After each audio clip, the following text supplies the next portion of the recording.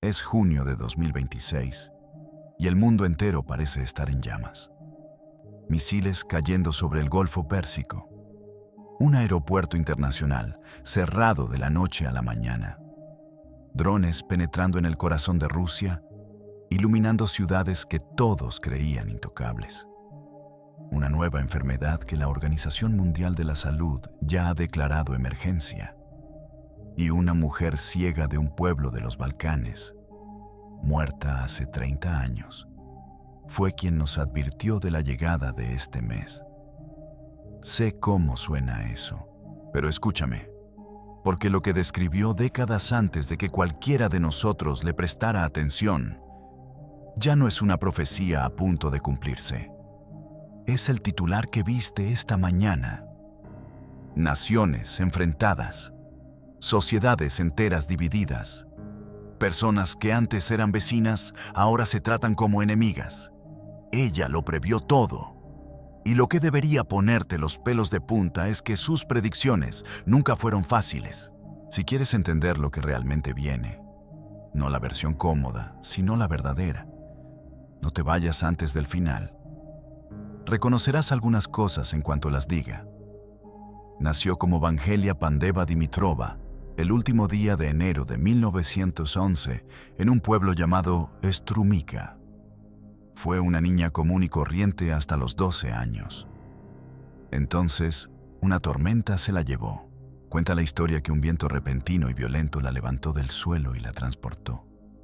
Y cuando la encontraron, tenía los ojos llenos de tierra y polvo. Sobrevivió. Pero nunca volvió a ver el mundo como tú y yo lo vemos. De aquella oscuridad, dijo, surgió algo nuevo. Durante el resto de su vida, líderes de todo tipo acudieron a su puerta. Generales, políticos, hombres que dirigían países, llegaban en coches sin distintivos para sentarse frente a una campesina que no sabía leer ni una sola línea de un periódico. Venían porque lo que decía se hacía realidad. Murió en agosto de 1996. Las visiones no murieron con ella. Todavía se leen, se debaten y, aquí viene lo incómodo, se comprueban, una por una. Permítanme comenzar con algo que nadie podrá ignorar este mes. Habló de un mundo que comenzaría a desgarrarse desde dentro, no una guerra limpia entre dos imperios, sino algo más extraño y mucho más difícil de librar. Naciones que se desintegrarían por sus propias fisuras. Sociedades donde las divisiones eran tan profundas que los países apenas podían gobernarse a sí mismos. Donde cada bando estaba convencido de que el otro era la verdadera amenaza.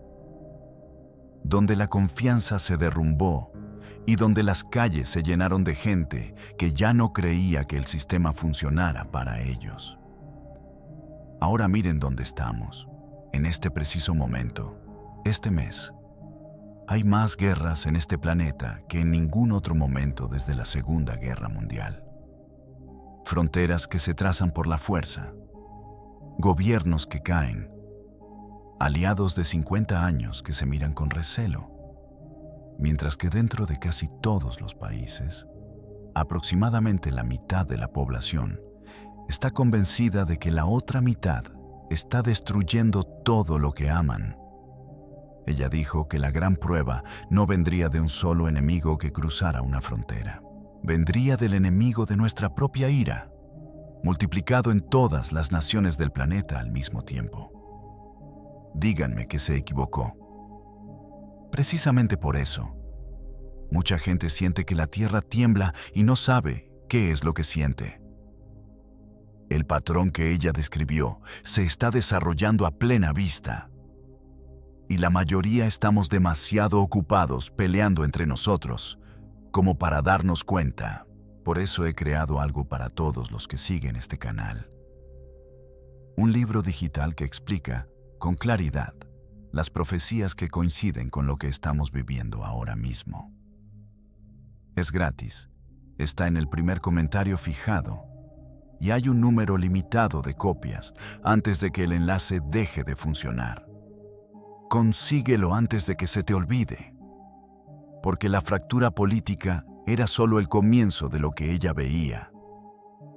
Advirtió sobre una crisis económica sin precedentes, no una recesión pasajera, sino una crisis estructural y devastadora, donde el costo de vida se convierte en un obstáculo insalvable, donde un sueldo que antes alcanzaba para vivir ahora apenas llega a fin de mes. Dijo que el precio del pan, del alquiler, de tener un techo sobre la cabeza, subiría hasta que las familias comunes se vieran obligadas a elegir a qué renunciar. Y añadió que cuando muchas personas no pueden permitirse vivir, la ira no se queda callada, sale a las calles. Ya sabes que esto va a suceder. La asequibilidad es la palabra que todos los gobiernos gritan de repente, en todos los continentes, porque también la sienten, la presión constante que ninguna manipulación puede ocultar. Ella no predijo una cifra del mercado de valores.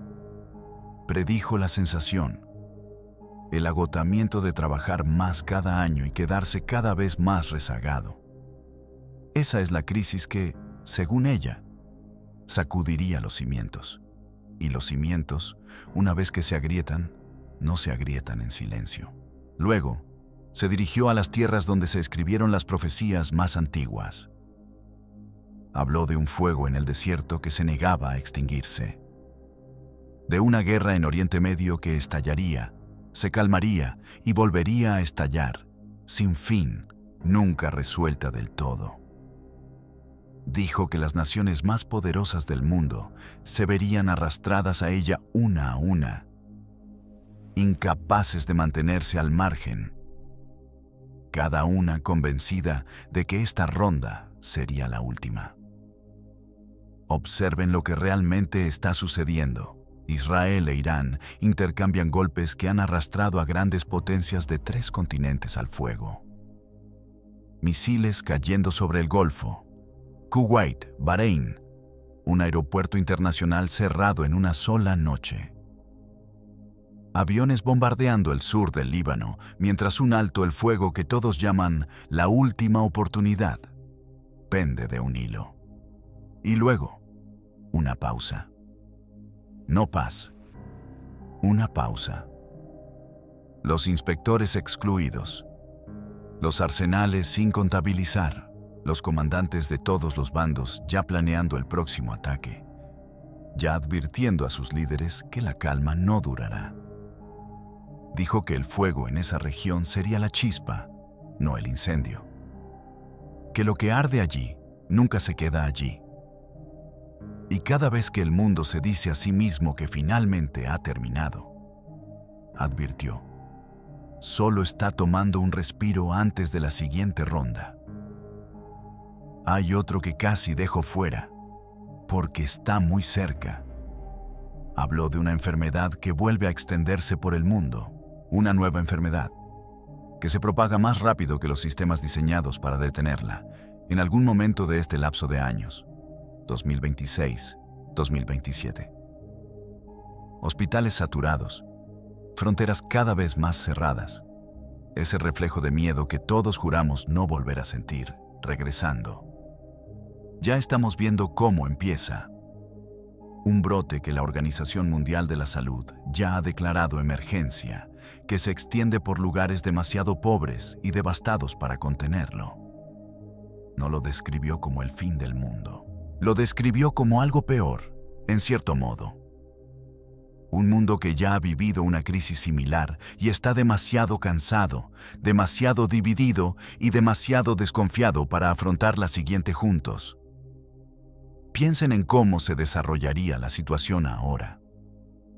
La confianza se ha perdido. La paciencia se ha agotado. Si mañana un nuevo brote cruzara los océanos, no responderíamos como un solo pueblo.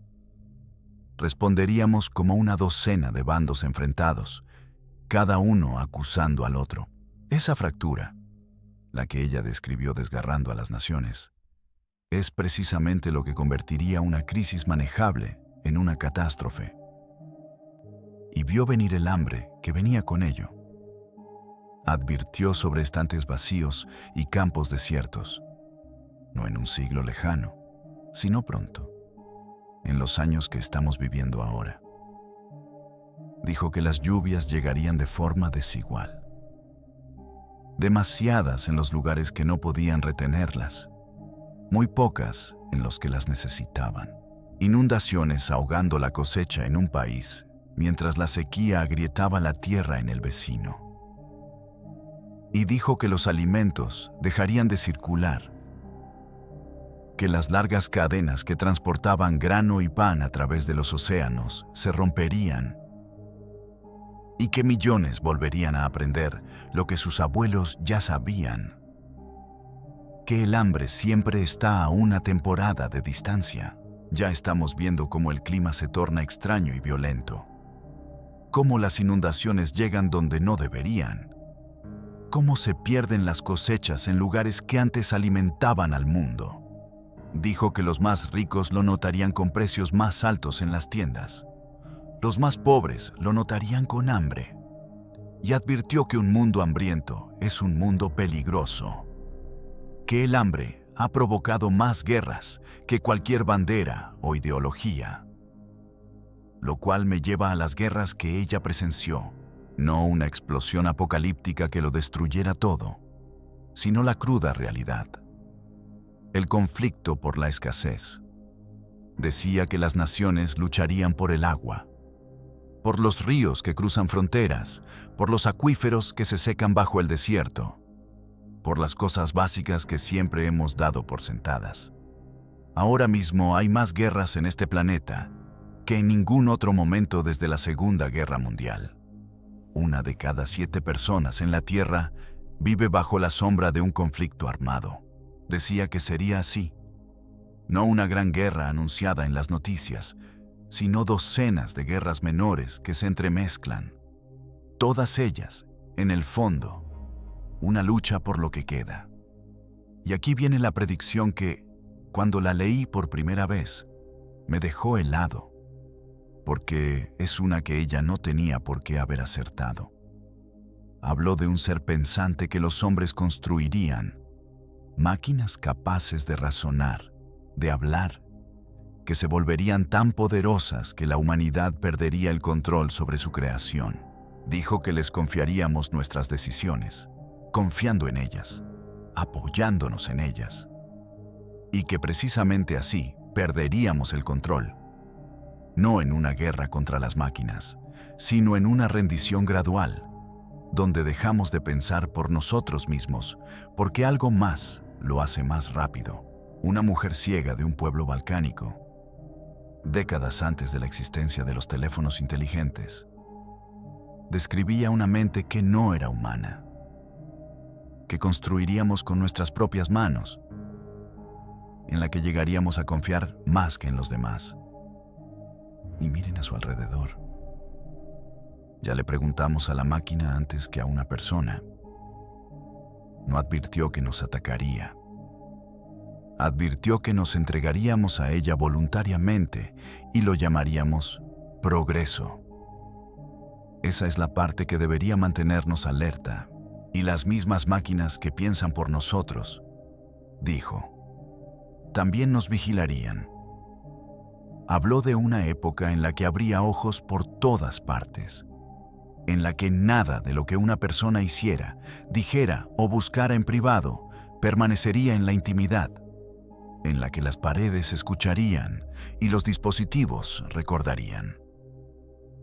No describió una prisión con barrotes, describió algo peor.